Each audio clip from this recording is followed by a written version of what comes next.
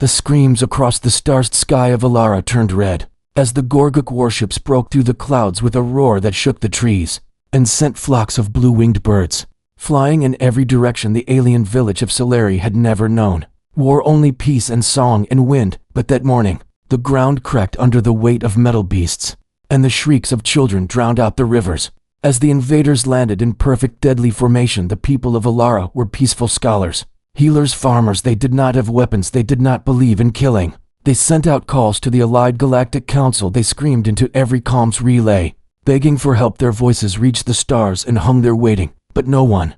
Kamith Gorgok were known throughout the outer systems for their cruelty. They took what they wanted. They left no survivors. They burned planets for fun, and this time they had chosen Alara. Not for strategic value, not for resources, but for sport. They came to break something beautiful. Because no one would stop the Moss, the council watched in silence from their golden chambers. The messages from Alara poured in one after the other, voice recordings showing burnt homes, desperate faces, broken statues, and then only silence. No one dared to interfere, because to cross the Gorgok was to invite death. But somewhere on the edge of neutral space, a boarded, dark, silent human dreadnought, the distress signal from Alara flickered on a cracked screen. A soldier named Adam sat alone in a dim room, his fingers tightening around a chipped mug of coffee. He replayed the message again and again, the alien child's voice saying, "Please, someone help us. The fire is coming, we are scared." Adam walked through the silent halls of the ship, called the Obsidian Fury, and spoke just one word to the AI, "Send it to command." But before he reached the control deck, command had already responded, one line flashing on the screen: "Proceed with caution, authorization granted." The Obsidian Fury came alive, engines roaring, lights glowing. As other human ships received the call, the humans did not hesitate. They did not ask how many ships the Gorgok had. They did not check for alliances. They just moved in. Alara, the sun was hidden now behind thick black smoke. The air smelled of ash and fear. The villagers tried to hide in tunnels beneath the ground, mothers covering children with trembling arms, fathers digging through rubble with bare hands and bleeding fingers. No weapons, no training, only hope fading with every second, until a new sound filled the sky. It was not the sound of retreat or surrender. It was thunder, not from nature, but from machines, human warships descending like falling stars, loud, metallic, monstrous and beautiful in their precision. They did not send a message, they did not ask permission.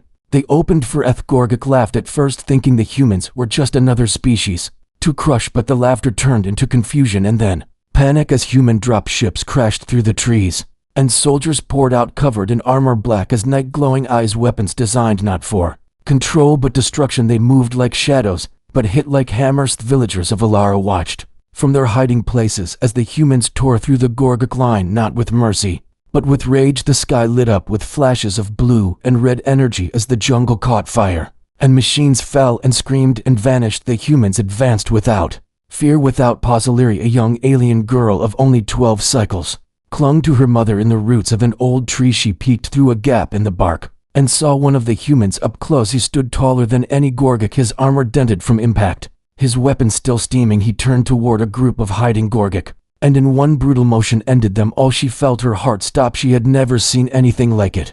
But what came next shook her even more. The human soldier turned and saw her. He lifted his hand, not to harm, but to signal peace. His voice came through a speaker, calm and deep, saying, "It is safe now, come out, we are here to help." Illyri did not understand how the same being could bring such violence and such comfort. Her mother pulled her back, whispering, "They are terrifying. They are the reason the Gorgok stay afraid. They are the ones even the council fears." More humans landed, more Gorgok fell. The tide had turned, and for the first time in days the people of Alara breathed, not in fear, but in a way. The galaxy had closed its eyes, the council had shut its doors, but the humans had come anyway. They came not because they were invited, but because someone cried for help, and they heard it, and they came. Terrifying, yes, monstrous, perhaps, but in that moment, to the broken people of Alara, they were something more. They were salvation in Armor. They were fury turned to justice. They were the only ones who commined. They did not come quietly, they came like thunder across the star sand. Alara would never forget. Humanity rives with Fureth. Ground trembled as more human ships entered the atmosphere, their dark forms slicing through the smoke-filled sky. Like the wings of vengeance, the Gorgok, who once stood tall and arrogant, now stumbled backward as beams of white-hot light tore through their ranks. They tried to regroup. They tried to scream orders, but their voices were drowned beneath the hum of human engines and the brutal thunder of their weapons. Alara had become a battleground where kindness once grew and songs once danced in the air. Now ash fell like snow. and the trees burned with fire that could not be tamed, and through this storm of chaos, the humans moved like predators, precise, brutal, and unstoppable. They did not hesitate, they did not ask questions, they simply fought with a force that made the Gorgic panic. Commander Reyes stood on the deck of the lead human ship, his eyes scanning the field below through a visor that highlighted every movement, every heat signature, every desperate Gorgic scrambling for cover. He gave no speeches. He gave no warnings. He simply said move. Drop pods burst from the ships, falling like comets into the burning jungle. Human soldiers emerged with rifles that spat fire and grenades that turned armored beasts into fragments of flesh and smoke. They advanced without fear, their black armor absorbing blasts that would have ended lesser beings. Their tactics were not elegant, they were efficient and horrifying. People of Alara hid in silence, afraid to come out, afraid to be seen by the very hands that saved them, because what kind of savior could laugh while charging into enemy fire? What kind of protector could walk calmly through a storm of blood and not flinch? Lyri held her mother's hand tight as they watched a squad of humans push forward through the remains of a Gorgic crawler. Their leader, a woman with a scar running down her neck, raised her weapon and signaled for others to fan out. Lyri heard them speak in short, cold commands, no fear in their voices, only fire behind the lines of war. The human medics moved with the same urgency, but with a different kind of power. They lifted wounded aliens from rubble, bandaged broken limbs, and offered water to those too weak to speak. But even then, even in their mercy, there was something terrifying in the way they worked fast, cold. Surgical. Lone young boy from the Alara village tried to thank a soldier by touching his armor. The soldier stepped back, eyes wide for a second, and whispered, "Do not thank me, this is not mercy.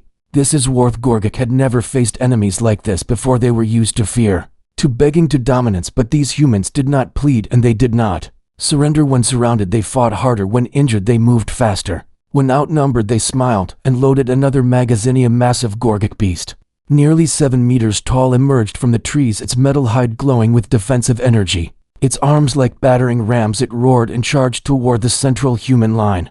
But the humans did not scatter. They formed a wall. They planted their boots.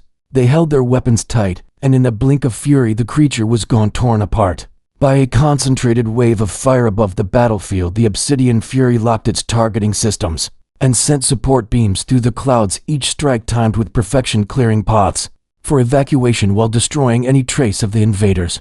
And inside the control room, Adam watched it all, his face calm, but his fists clenched. He remembered other battles, other planets, other screams, the faces of friends lost in flames.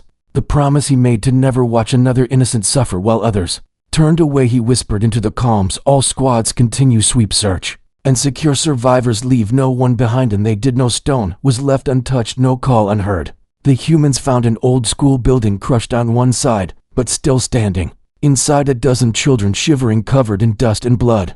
They broke the door with their bare hands, pulled the children out, and carried them one by one, without saying a word. And when one girl asked, "Where are the others?" the soldier carrying her said, "They are coming, they will come." Because we Kamath people of Alara began to crawl from their hiding places, not with cheers, but with wide, unsure eyes. They had seen legends fall. They had seen gods break, and now they saw something else. Sethi saw fire given form. He saw humanity, and humanity was terrifying, but it was the only thing that stood between them and total ruin. As the last light of day faded, and the jungle smoked beneath a blood-red sky, the villagers looked up and saw the human banners glowing in the sky, a symbol they once feared now burned into memory as the mark of the ones who answered the screams, the ones who came with Fereth, ones who came to rescue, and the ones who would not stop until the stars were silent again. The unthinkable rescue begins. Fire was still burning in the hills of Alara when the human ground units split into search formations, weaving through the jungle ruins, scanning every crushed home and collapsed tunnel for signs of life. Their movements were fast, but focused, like a dance rehearsed 1,000 times before. Not one step wasted, not one shot missed. The evac zone was set just outside the main village, a flat open area now covered in metal where human drop ships hovered with engines rumbling as the soldiers moved back and forth, carrying wounded aliens on stretchers, helping the weak to their feet, guiding them with simple hand signals and deep, steady voice. Lyri could not stop watching. From behind a cracked wall, her eyes fixed on one particular human, a soldier whose armor was scorched and cracked, whose left side was smeared with something dark and dry. He had no helmet now, only his face, sharp and calm, eyes watching everything. She had seen him before. This was the one who signaled her to come out, the one who stood like a mountain when the Gorgic charged. And now she saw him crouch next to a small alien boy, trapped under debris, and instead of yelling or forcing, he whispered something soft and pressed his hands into the rubble, lifting the heavy beam with a grunt of effort and pulling the boy free. The child cried the moment he was safe, but the human did not speak again.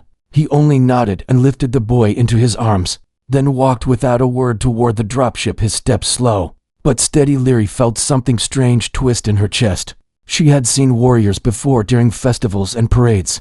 She had seen leaders stand tall on stages, but she had never seen anyone carry the broken like this, with no pride, no demand for praise. Her mother pulled her back, saying, "We must go now, they are taking us to safety," and Lyri followed.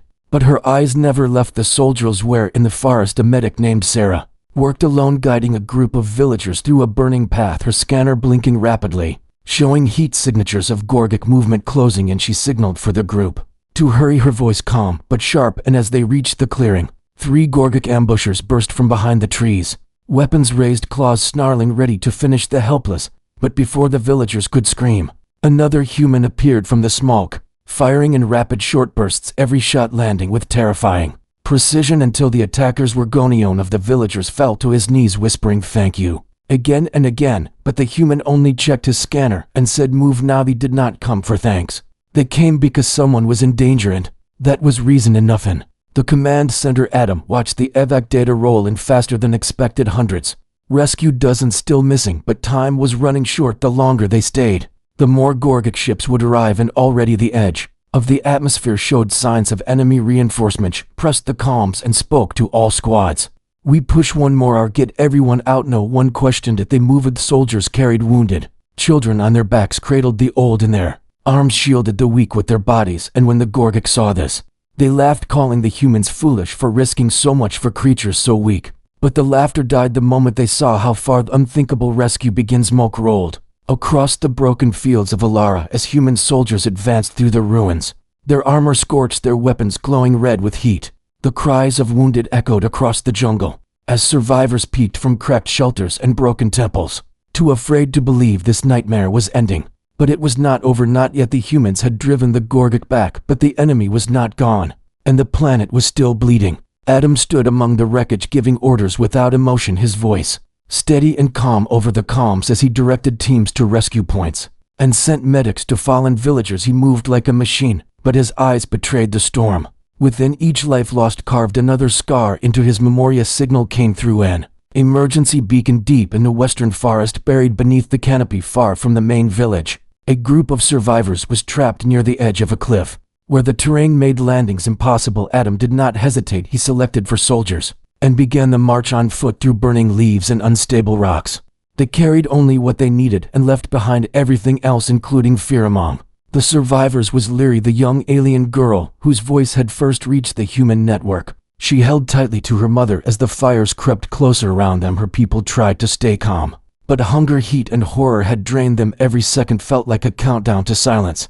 They had no weapons, no shields, and no way to run. Then came the sound. It was not thunder, not footsteps, not wind, but something heavier, something alive. The crunch of boots, the hiss of armor, the distant hum of energy packs, and from between the trees, 4 human soldiers emerged, followed by Adam. Their armor blackened, their bodies heavy with effort, but their eyes clear. The villagers froze, unsure if this was rescue or capture. Lyri stared at the tall figure in front of her, remembering the stories about humans, the whispers in her village about their anger, their cruelty, their strange rituals.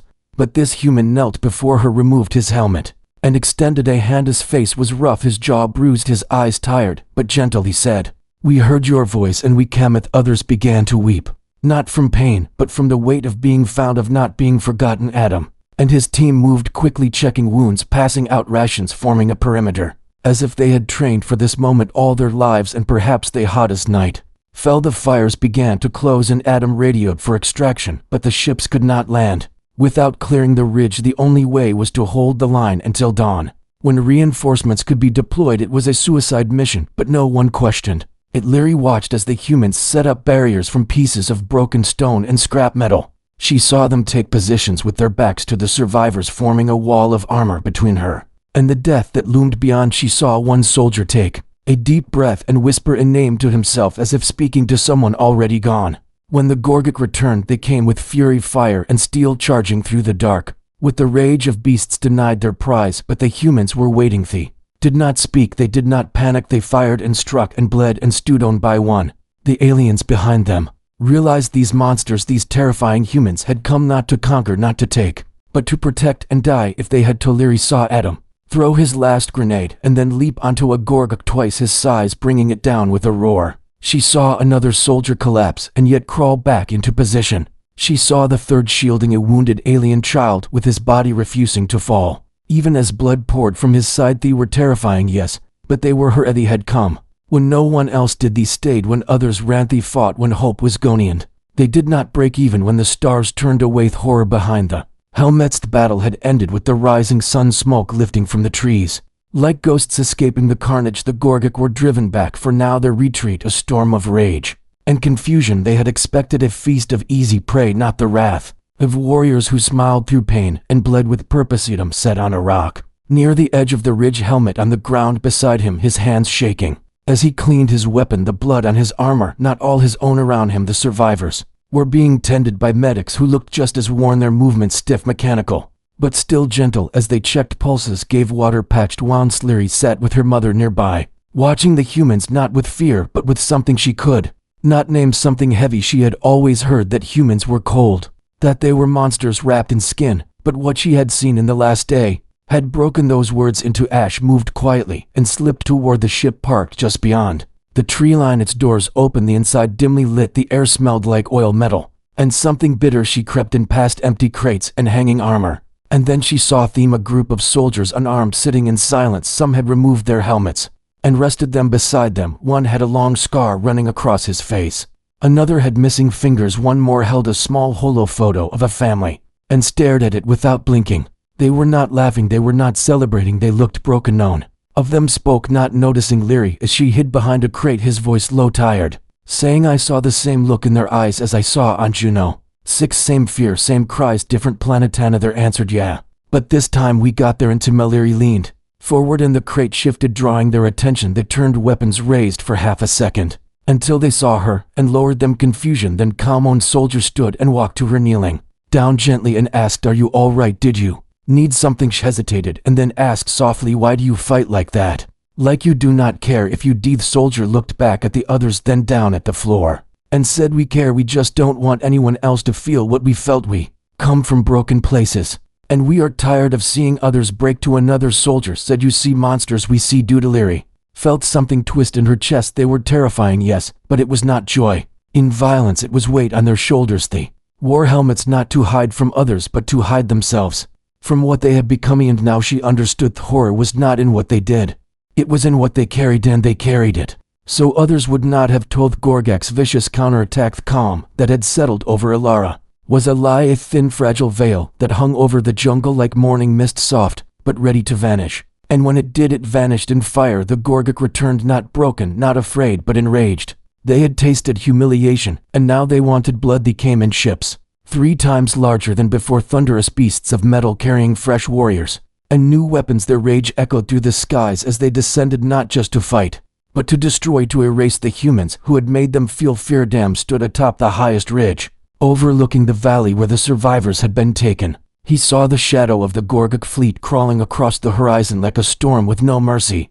The comms flared to life with panicked reports, human squads, outnumbered positions, compromised ships grounded, no way out. Gritted his teeth and gave one command, hold. The villagers were gathered in the ruins of an ancient Alari temple. The wounded laid on mats, the children clung to elders, and all watched the sky as it grew darker, not from clouds but from Gorgok warcrafts. Leary held her mother's hand again, but this time she did not tremble. She had seen what the humans had done. She had seen what they were willing to sacrifice, and now she believed not in their power, but in their hearts. First blasts hit the outer lines and fire erupted. Like fountains of death, human soldiers moved instantly, forming defensive lines.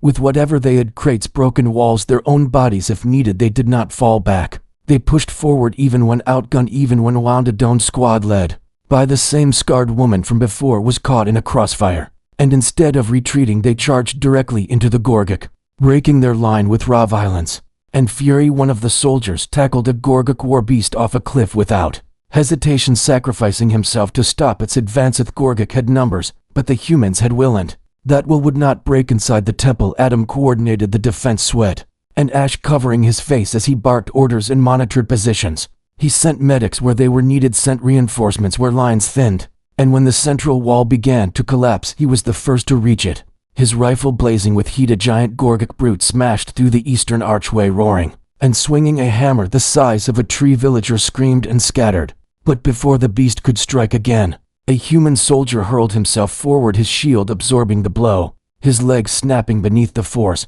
but he held the line and refused to fall. Another soldier dragged the wounded man away, screaming at him, "Why would you do that?" And the answer came simple and raw. Because they needed time to survive, time to live, and the humans would give it even if it cost everything. Above the battlefield, human gunships tried to launch, but were struck down one by one. The sky became a graveyard of flame, and metal debris rained from the clouds. And yet the humans still fought. Liri ran from the temple, ignoring her mother's cries. She searched for Adam. She found him bleeding from his side, crouched beside a child, shielding him with one arm while firing with the other. His face pale, his hands shaking, but his eyes still locked with purpose. Sesh cried out to him, and he turned only for a moment, just long enough to see her and nod before turning back to the fight. He did not ask why she came, he only said, "Stay low and stay strong." She hid behind a broken pillar, watching him take hit after hit and still rise like some creature of legend, forged not from steel, but from something stronger. The Gorgic were beginning to falter again.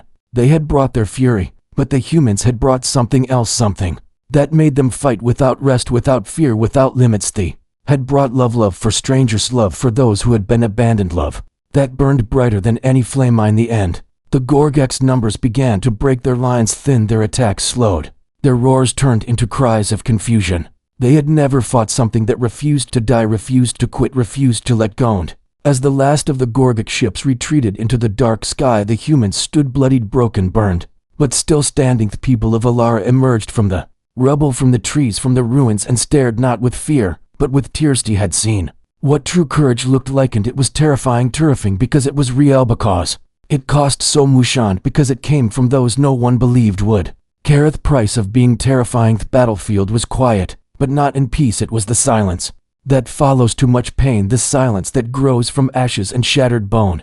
The Gorgic had retreated, their ships vanishing into the stars, leaving behind a planet that was no longer the same. Alara had survived, but the cost hung heavy in the air. Bodies lay where they had fallen, some human, some Gorgic, some unrecognizable, burned and broken, and twisted by weapons meant to erase life in seconds. The villagers moved through the ruins, stepping over the fallen hands, shaking mouths, trembling eyes too numb to cry anymore. Liri walked slowly through the temple, her hand gripping the edge of a broken wall, her eyes searching and searching again. She saw children hugging soldiers who no longer moved. She saw medics working with eyes red from smoke and sorrow. She saw hope and horror tangled together like vines, choking each other. Then she saw Hamadam lay beneath a collapsed pillar, his armor dented, cracked, his face bloodied and bruised, but he was alive barely. She ran to him, calling his name.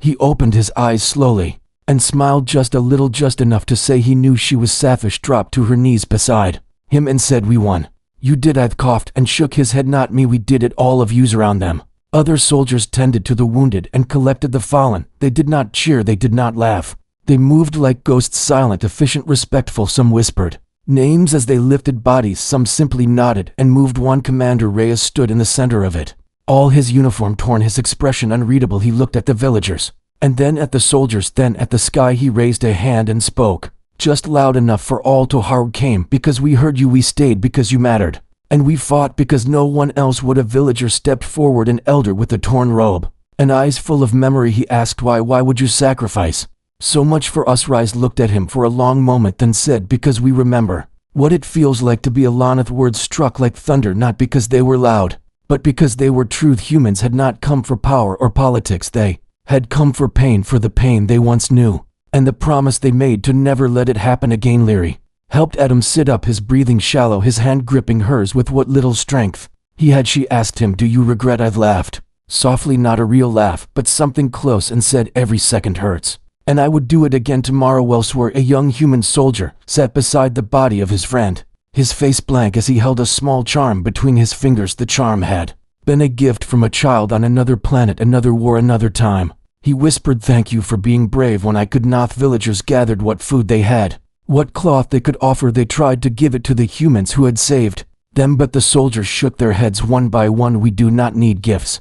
We only needed you to live in they had because the terrifying humans came not to be heroes, but to be shields and shields break later that night the surviving human ships prepared for departure, engines groaning under the weight of battle. Their hulls scarred, their lights flickering, the villagers stood in silence, watching them leave, some with hands over their hearts, others with tears. They did not speak because what could words do in the face of what they had witnessed? Leary stood by the landing ramp watching Adam. As he limped aboard supported by two others, he turned back and looked at her, his eyes tired but kind. She waved, he nodded, and for a moment that felt like forever they just looked at each other. A bond not built on words but on warmth. And the ships rose slowly into the sky and vanished into the night, and Alara was quiet again, but it was a different quiet. It was the quiet that follows protection, not destruction. The quiet that means someone stood for you, and now it is your turn to stand for others. Terrifying humans were gone, but they had left something behind, something no one could erase. They had left behind the truth that true strength is not in how loud you roar, but in how much you are willing to carry on. They had carried the pain of 1,000 worlds, so that one would not fall. Final goodbye. The stars above Alara shined brighter than before, as if the sky itself wanted to remember what had happened below. The smoke had faded, the fires had burned out, and the jungle had begun to breathe again. But the people of Alara were no longer the same. They had been changed, shaped, forged in the fire of terror, and saved by hands they once feared. The village was rebuilt not with the same innocence, but with something stronger. The walls were reinforced, the schools reopened. The children played again, though sometimes they stopped and looked at the sky, as if waiting for a sound, a sign, a return of those who had stood between them and destruction. Leary sat near the old tree, the one that had shielded her during the first attack, her fingers brushing the bark now charred at the edges. She looked up and saw the human ships in the distance gliding through the clouds. Like silent giants, they had returned not for war, but for closure. The obsidian fury touched down on a smooth stretch of grass, its hull cleaner now, but still bearing scars, each mark a memory, each dent a name. As the doors opened, a small squad of human soldiers stepped out. They walked slowly, without weapons, without armor, just uniforms. And tired Isidum walked among them, his side still wrapped, his steps uneven but steady. The villagers gathered around, unsure if this was farewell or beginning. Again Leary pushed through the crowd, her heart pounding. She reached him, and he smiled and said, "You are taller." Nosh laughed and said, "And you are slower." Now they stood in silence.